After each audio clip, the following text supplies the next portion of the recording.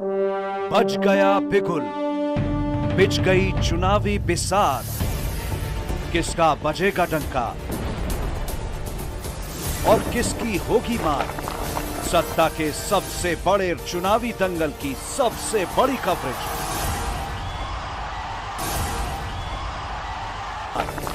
सत्ता के सबसे बड़े रण क्षेत्र का हाल, चुनावी दंगल की सबसे बड़ी कवरेज,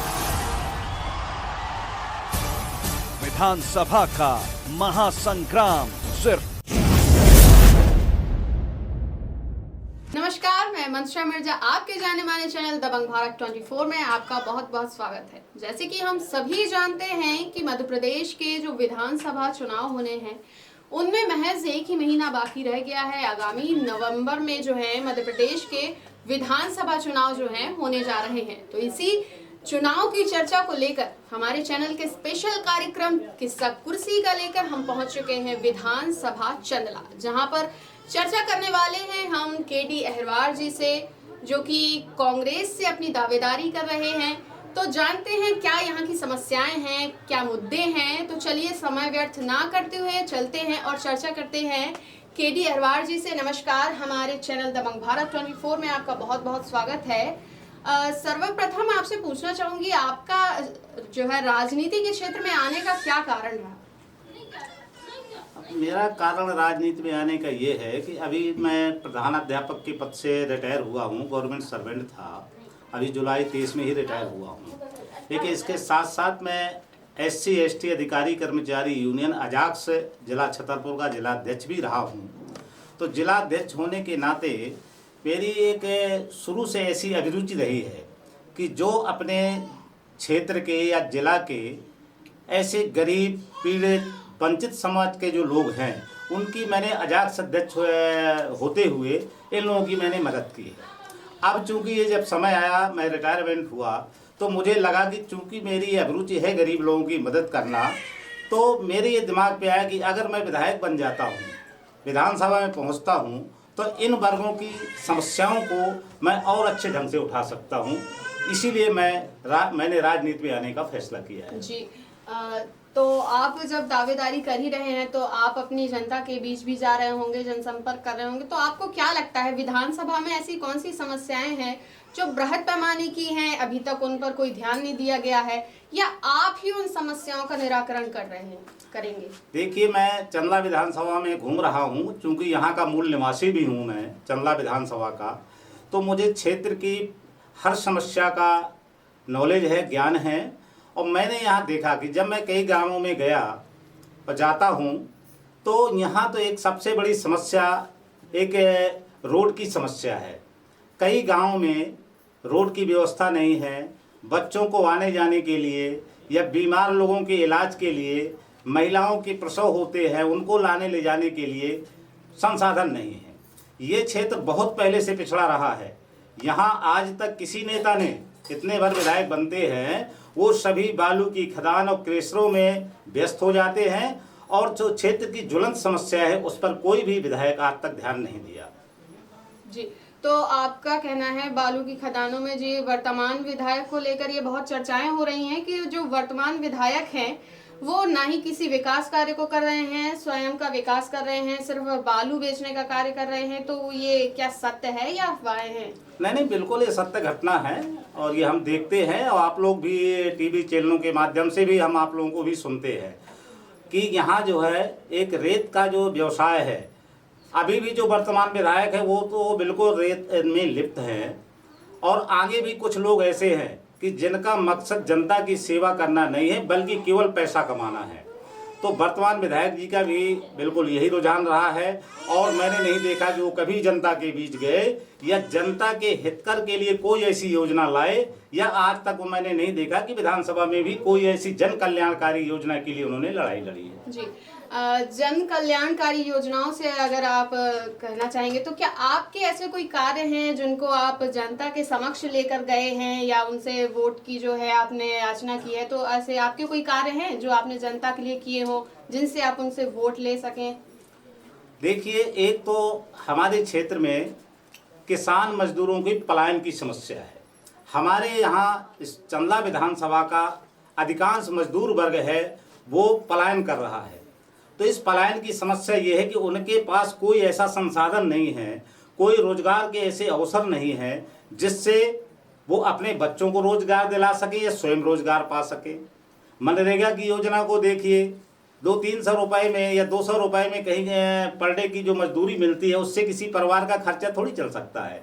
तो ये जो बेरोजगारी की समस्या है, तो मेरे ये दिमाग में है कि जैसे हमारे यहाँ रेत की खदान है, हमारे यहाँ क्रेशर है, अन्य जो ऐसे प्राकृतिक संसाधन हैं, तो उनको अगर हम इसी क्षेत्र में डंप करें और यहाँ से ही उसको सप्लाई होना चाहिए। आप देख रहे हो पहाड़ों से गिट्टी निकल के सीधी चली जाती है, क्रेशरों से सीधे दूसरे प्रदेशों में पहुँचा दी जाती है। रेतों का यही होता है कि नदी में है, सीधे जो है बम्बई, कानपुर, लखनऊ रेत की जा रहे हैं। तो इससे हमारे जो क्षेत्र को आमदनी होना चाहिए वो बिल्कुल नहीं हो पा रही है। तो यदि इस तरह का कोई उपाय किया जाए तो यहीं के लोगों को कुछ ना कुछ रोजगार मिल सकता है। जी, तो आपको कितनी उम्मीद है, आपको कितना उम्मीद लगती है कि कांग्रेस पार्टी जो है आपको टिकट देगी तो आप आगे चलकर भविष्य में ये सब कार्य कर पाएंगे? देखिए, मैंने पहले बताया कि मैं अजाक्स का अध्यक्ष रहा हूं, तो मैंने गांव-गांव जा करके या कोई भी व्यक्ति प्रताड़ित रहा है, किसी की कोई जमीन की समस्या है, सीमांकन की समस्या है, कोई किसी प्रकार की समस्या होती है तो मुझसे जरूर संपर्क करते हैं। और आज ये आप देख रहे हैं जितने बड़े विधायक के उम्मीदवार हैं, कोई ये बता दे कि कोई जनता की इस तरह की समस्या का समाधान करता है। आज चुनाव आया है तो सब लोग केवल चुनाव प्रचार प्रसार में लगे हुए हैं, जनता की समस्या पर किसी विधायक का ध्यान नहीं है।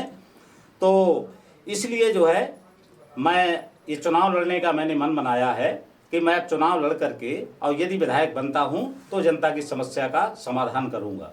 जी, तो आप जो है कांग्रेस पार्टी से आपको कितनी उम्मीद लगती है, और ये जो अभी कांग्रेस पार्टी के द्वारा जन आक्रोश यात्रा निकाली जा रही है तो क्या है इस रैली का उद्देश्य, क्या है, क्यों आखिर ये निकाली जा रही है? देखिए, टिकट का मुझे पूरा भरोसा है कि कांग्रेस पार्टी मुझे टिकट देगी। इसका जन आक्रोश रैली का मतलब ये है कि हम देख रहे हैं कि हमारे इस समय प्रदेश में व्यापक भ्रष्टाचार फैला हुआ है। आपने देखा, चाहे पटवारी घोटाला हो या अन्य इस तरह के कई घोटाले हैं, पूरे घोटालों की सरकार है। आज हम देखते हैं बेरोजगारी की समस्या है। आज हम देखते हैं कि जैसे अपने क्षेत्र में ये रोड की समस्या है, वास्तव में चिकित्सा की भी समस्या है, अस्पताल है लेकिन डॉक्टर नहीं है। यही स्थिति विद्यालयों की है कि विद्यालय हैं लेकिन शिक्षक नहीं हैं। तो इस तरह से जो एक मध्य प्रदेश में एक माहौल बना है कि वो जनता जो है खुश नहीं है, जनता परेशान है, उनके पास ना कोई रोजगार के संसाधन है, ना कोई कमाने के संसाधन है। इसी कारण ये मध्य प्रदेश में जन आक्रोश यात्रा निकाली जा रही है कि जनता जो है, जनता को क्या परेशानियां हो रही हैं, इन परेशानियों का कैसे निराकरण हो, इसके कारण ये जन आक्रोश यात्रा निकाली जा रही है। जी, जो चंदला विधानसभा में हमें देखने को मिल रहा है और सुनते हैं कि यहाँ के जो कांग्रेस नेता हैं, जो दावेदार हैं, उनमें गुटबाजियां नजर आ रही हैं। तो आपको लगता है क्या कि यहाँ एक दूसरे नेताओं की टांग खींची जा रही है या गुटबाजी चल रही है? देखो, गुटबाजी अभी जब तक हम समझेंगे, जब तक हर कोई, मैं टिकट मांग रहा हूँ तो हो सकता है दूसरा प्रत्याशी मेरा विरोध करे या दूसरा जितने बार प्रत्याशी हैं, तो जब तक ये गुटबाजी दिख रही है आपको, जब तक इनको टिकट नहीं मिला है। और यदि किसी एक व्यक्ति को टिकट मिल जाता है तो चूंकि हम सभी लोग कांग्रेस के वर्कर हैं, तो सभी लोग जिसको भी टिकट मिलेगा उनका सभी लोग समर्थन करेंगे। और अभी तो केवल गुटबाजी ये दिखाने के लिए है कि अपना अपनी गुटबंदी आदमी अपनी अपनी ताकत दिखा रहा है। जी, बहुत ही अच्छी चर्चा। अगर आप विधायक बन जाते हैं तो आप सर्वप्रथम अपनी विधानसभा चंदला में कौन सा कार्य करना चाहेंगे? देखो, सबसे पहले तो ये है कि रोड की समस्या है कि जब तक विकास हम जब ही देखेंगे जब हर गांव रोड से जुड़ जाएगा। यदि संसाधन नहीं होगा, रोड तक आने जाने की व्यवस्था नहीं होगी, तो मेरा पहला प्रयास यही रहेगा कि अपने चंदला विधानसभा के जितने भर ऐसे गांव हैं जिनमें आने जाने की व्यवस्था नहीं है, तो सबसे पहले मैं रोड की समस्या का समाधान करूंगा। दूसरी बात किसानों के लिए है। यहाँ चंदला विधानसभा में हमारा गौरिहार एरिया है, जो बारीगढ़ एरिया है, तो ये सब एरिया में और चंदला में भी जो सिंचाई के संसाधन नहीं है, तो मेरी प्राथमिकता रहेगी कि नहर का जो आगे बढ़ाया जाए, नहर का जो पानी बारीगढ़ गौरियार क्षेत्र में भी जाए और किसानों की समस्या का समाधान हो। जी, बहुत अच्छी चर्चा। चलिए, बहुत बहुत धन्यवाद। ऐसी और जानकारियों के लिए बने रहे हमारे साथ। मंतशा मिर्जा, दबंग भारत 24 से। धन्यवाद। बज गया बिगुल, बिछ गई चुनावी बिसात, किसका बजेगा डंका और किसकी होगी मार। सत्ता के सबसे बड़े चुनावी दंगल की सबसे बड़ी कवरेज,